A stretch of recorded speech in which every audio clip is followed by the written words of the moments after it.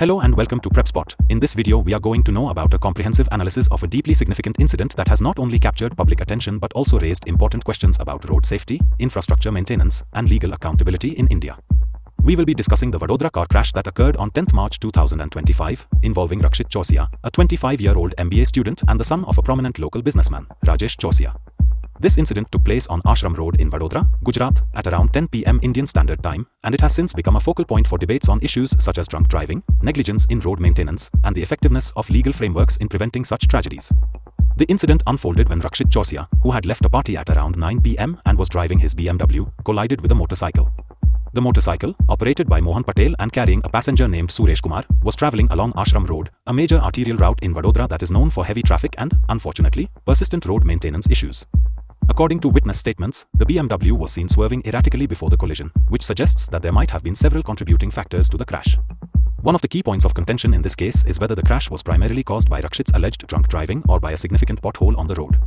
The police report indicates that the vehicle was travelling at 80 km per hour in a 60 km per hour zone, and tyre marks on the road suggest that the car hit a pothole approximately 50 meters before the collision.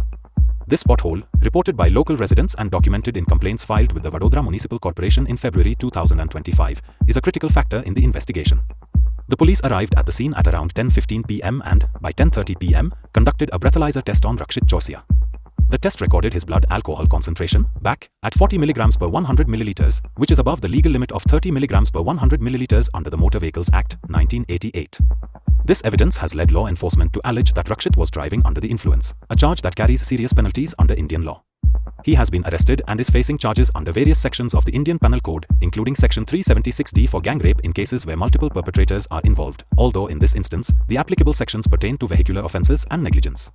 The legal proceedings are set to be fast-tracked, with a court hearing scheduled for 15 April 2025 at the Vadodara District Court.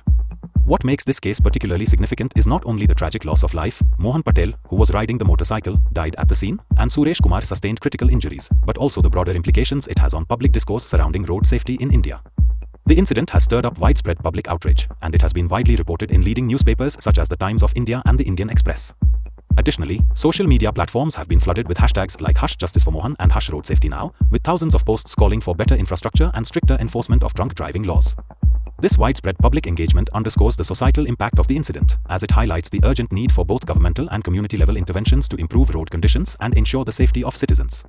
Delving deeper into the origins of this case, it is important to note that Ashram Road in Vadodara is a major thoroughfare that has long been plagued by poor road maintenance and inadequate lighting, particularly during the night. The pothole that Rakshit allegedly hit was a known issue, one that had been reported by residents and was a subject of numerous complaints to local authorities. Despite these reports, the pothole had not been repaired in time, which some argue contributed significantly to the accident. Rakshit Chaurasia, however, has defended himself by denying that he was under the influence of alcohol. In a statement made on 12 March 2025, he claimed that he had only one drink at a party earlier in the evening and that his BAC should not have been above the legal limit. He contends that the accident was caused solely by the pothole, which forced him to swerve abruptly, leading to the collision with the motorcycle. This defense, however, is at odds with the police evidence, including the breathalyzer test and witness reports that noted erratic driving. To better understand the legal framework surrounding this case, it is essential to examine the relevant laws in India. Drunk driving in India is strictly regulated under the Motor Vehicles Act, 1988, which sets a legal BAC limit of 30 mg per 100 milliliters. Driving above this limit is considered a serious offence, subject to fines, imprisonment, and suspension of the driver's license. In cases where drunk driving results in fatal accidents, additional charges such as manslaughter under Section 304 of the Indian Penal Code can be applied.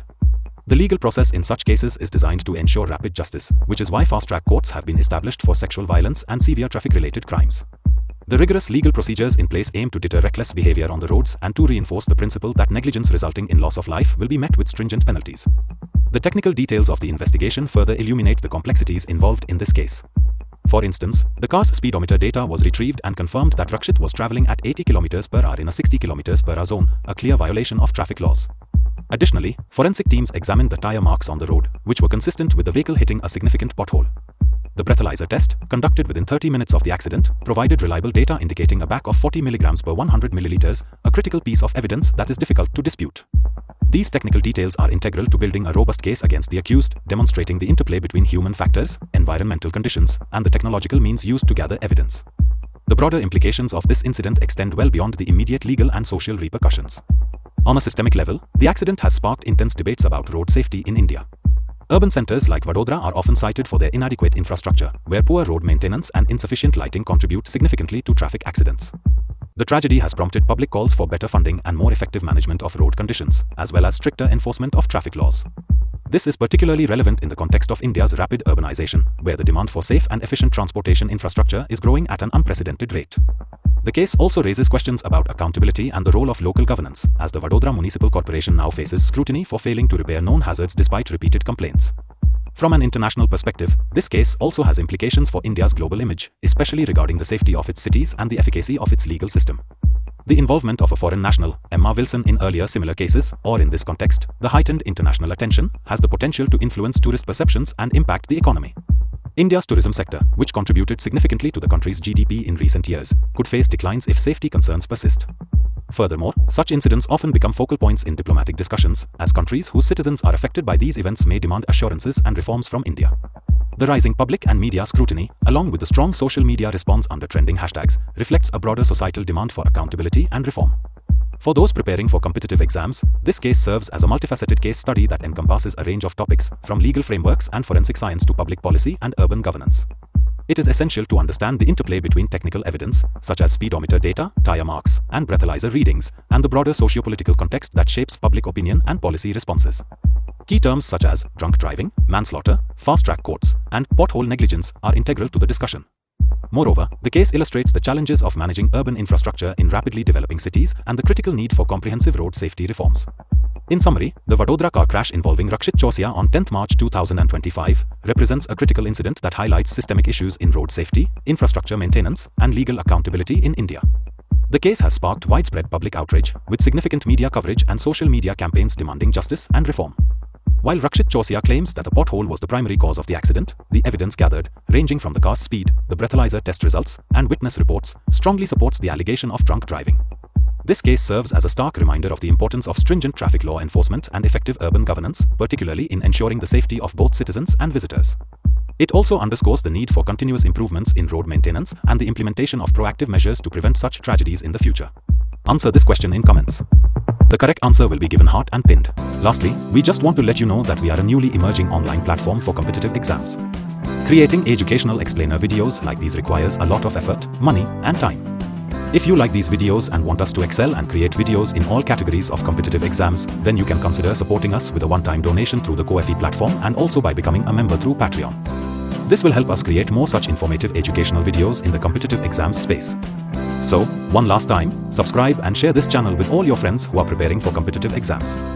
And also, follow us on social media platforms. The links are given in the About section of the channel and also in the video description. So, see you in the next video.